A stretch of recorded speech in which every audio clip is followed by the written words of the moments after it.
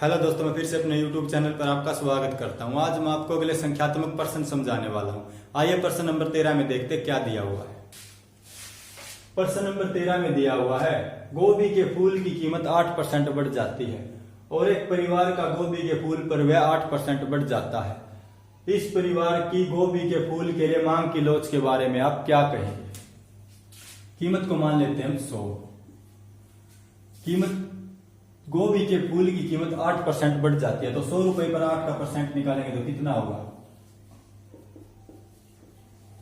100 गुणा में 8 परसेंटेज का 100, 2 जीरो से 2 जीरो कितना 8। तो कीमत क्या है? प्रारंभिक कीमत 100 और नई कीमत की 8% की वृद्धि हो रही है तो 108। उसके बाद है मात्रा। मात्रा आप अपनी इच्छा अनुसार कुछ भी ले सकते हैं। मान लीजिए आपने मात्रा 2 ले ली, या फिर 4, या फिर 6, 3, 5, 7, जो भी ले ली, आपका आंसर सेम ही निकलेगा। मान लीजिए आपने मात्रा 2 ली तो आपका आंसर वही निकलेगा जो 4 से निकलता, जो 6 से निकलता, जो 8 से निकलता। आंसर आपका सेम टू सेम निकलेगा। आप निकाल कर देख लेना। मैं इसका आंसर 3 से निकाल कर दिखाता हूं। मैंने आप मात्रा मान ली 3, तो 3 रुपए पर कुल व्यय कितना है? 300, 300, 300। उसके बाद एक परिवार का गोभी के फूल पर वह 8% बढ़ जाता है। 300 गुणा 8 बाई में परसेंटेज का 100, 2 जीरो से 2 जीरो, 8 दिया 24। इस 24 को हम क्या करेंगे? कुल व्यय में जोड़ देंगे, तो 300 प्लस 24 तो क्या होगा? 324। 324। अब इसका क्या करना हमें? कुल व्यय का तो 300 से बढ़कर 324 हो गया। इसको हम कीमत के साथ डिवाइड कर देंगे। 324 बाय में 108। 2 पंजे 10, 2 चौके 8, 2 एकम 2, 2 छीके 12, 2 दूनी 4, 2 दूनी 4, 2 सत्ते 14, 2 अट्ठे 16, 2 एकम 2, 9 तिया 27, नीम 81, 3 तिया 9। मांग क्या हमारी? 3। प्रारंभिक मांग भी 3 और नई मांग भी क्या है? 3। तो मांग में किसी प्रकार का परिवर्तन नहीं हुआ। निकालना क्या है हमें? ई डी बराबर है minus delta Q by delta P. निकालना क्या है हमें? मांग की लोच निकालनी है, गोभी के फूल की मांग की लोच। तो डेल्टा क्यू निकालने के लिए क्या करना? Q1 माइनस क्यू, 3 माइनस 3 तो कितना होगा? 0। डेल्टा पी निकालने के लिए क्या करना? प्रारंभिक कीमत नई कीमत में से पुरानी कीमत को घटा देना है, तो 108 माइनस 100 8।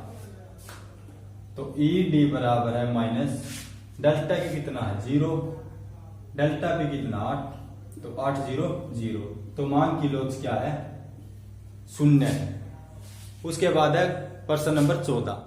प्रश्न नंबर 14 में क्या दिया हुआ है? एक दांतों का डॉक्टर दांतों की सफाई की फीस 300 रुपए लेता था और हर महीने इस काम से 30,000 कमाता था। पिछले महीने उसने फीस बढ़ाकर 350 रुपए कर दी। उसके पास कुछ कम ग्राहक आए, फिर भी उसकी कुल आय 33,250 रही। इस जानकारी के आधार पर हम दांत सफाई सेवा की मांग की लोचशीलता के बारे में किस नतीजे तक पहुंच सकते हैं? जब उसकी कीमत 300 रुपए थी तो वह कितने रुपए कमाता था? 30,000 रुपए कमाता था। और जब उसने अपनी फीस 300 से बढ़ाकर 350 रुपए कर दी तो उसकी कुल आय तब भी कितनी रही? 33,250। कीमत के बढ़ने पर कुल व्यय बढ़ रहा है, तो ऐसी स्थिति में मांग की लोच क्या होती है? इकाई से कम। लेकिन हम इसे आगे तक निकाल कर देखेंगे। क्वांटिटी निकालने के लिए क्या करना? टोटल एक्सपेंडिचर को प्राइस से डिवाइड कर देना है। 30,000 बाय में 300 तो क्या प्राप्त हुआ? प्रारंभिक मांग कितनी है? 100। जब कीमत बढ़कर 350 हो जाती है तो टोटल एक्सपेंडिचर कितना है?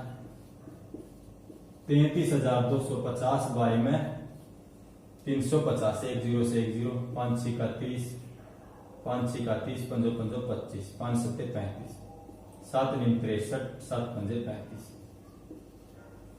नई मांग क्या हमारी? 95 है। उसके बाद ईडी निकालने के लिए delta Q by delta P. तो डेल्टा क्यू निकालने के लिए क्या करना, Q1 माइनस क्यू, 95 माइनस 100, तो क्या प्राप्त होगा, माइनस का 5। और डेल्टा पी निकालने के लिए क्या करना, P1 माइनस पी, 350 माइनस 300, तो क्या प्राप्त होगा, 50।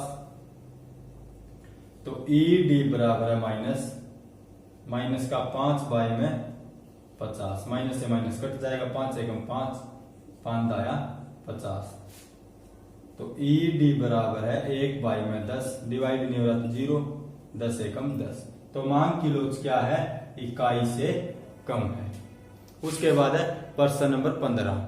प्रश्न नंबर 15 में दिया हुआ है किसी वस्तु की कीमत 5 रुपए से कम होकर 4 रुपए रह जाती है।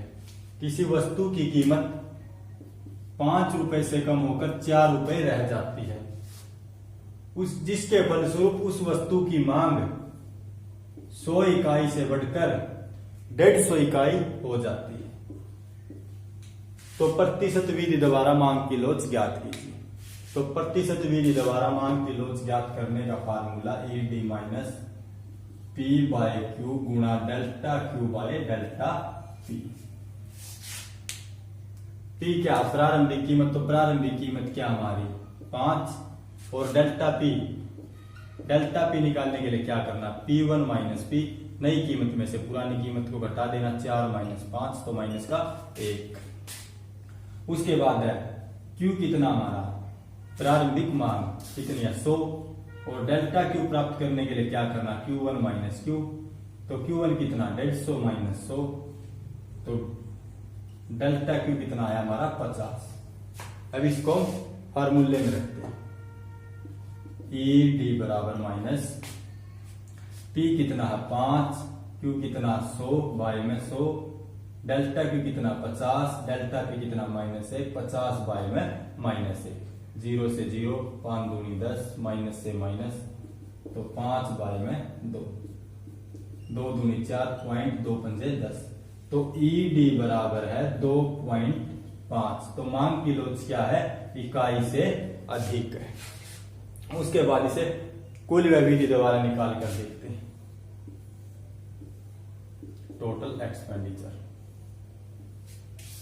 500 500 5 एकम 5, 400 4 पंजे 20, 4 एकम 4, 4 2 6। तो कीमत के कम होने पर, जब कीमत 5 से कम होकर 4 हो जाती है, तो कुल व्यय क्या 500 से बढ़कर 600 हो जाता है।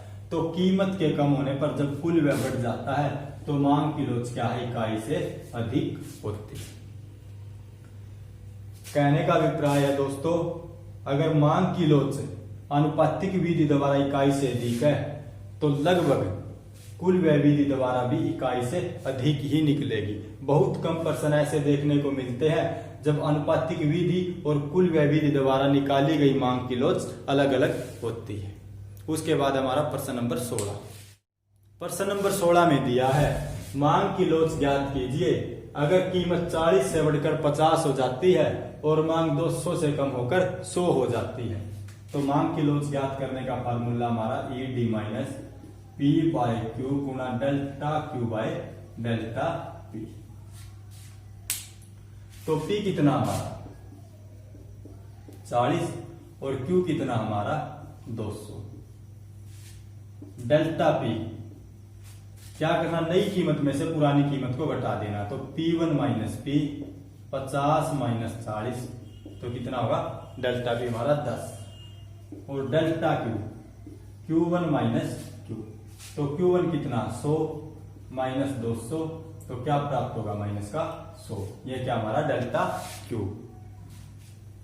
इसे अब फार्मूले में रखते हैं, ई डी माइनस पी कितना 40 बाय में क्यू 200 गुणा डेल्टा क्यू कितना माइनस 100 बाय में डेल्टा पी 10, 1 0 माइनस से माइनस कट जाएगा, 100 दूनी 200, 10 चौका 40, 2 दूनी 4, तो ई डी बराबर है क्या है 2। तो मांग की लोच क्या है, इकाई से अधिक है। उसके बाद इसे भी कुल व्यय विधि द्वारा निकाल कर देखते हैं।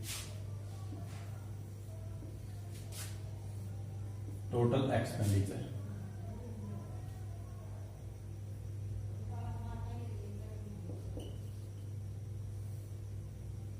चालीस 0 40 0 40 दूनी 80 8,000। उसके बाद 50 0 50 0 50 से कम 50।